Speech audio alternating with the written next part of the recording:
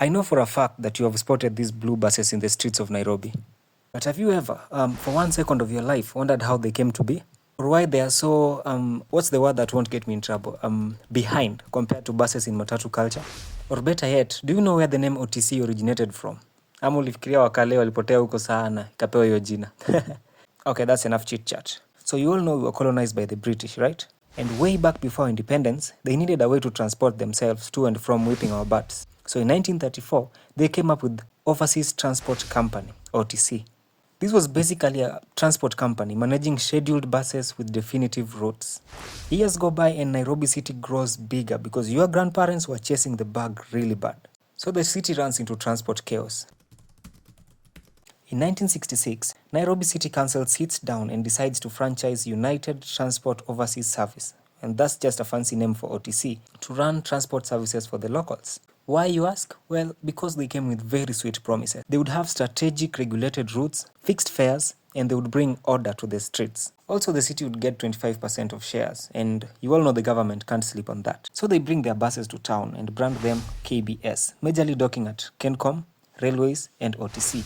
And that's how these three became the major stages of vehicles in Nairobi. Let us move forward a bit to 1973. Here something big happened. There was a policy shift, and this allowed ownership of private transport system, the Matatus as you know them today. So anyway, this new policy brought very serious competition to KBS.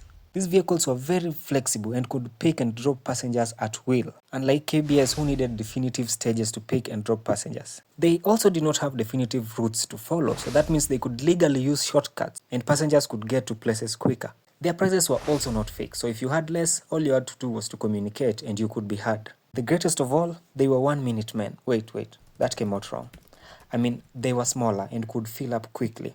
And just like that, KBS profits dropped big time and the government could not have that. So in 1986, the government pushed back by introducing the Nyayo Bus Corporation. These ones were bigger and better, and yes, they did try to level up because they began with around 5 buses in 1986 to around 300 buses in 1995. In 1991, some cool kids came around the block, the Stagecoach from UK. They were pouring money into the business like Ruto's government pours money on everything.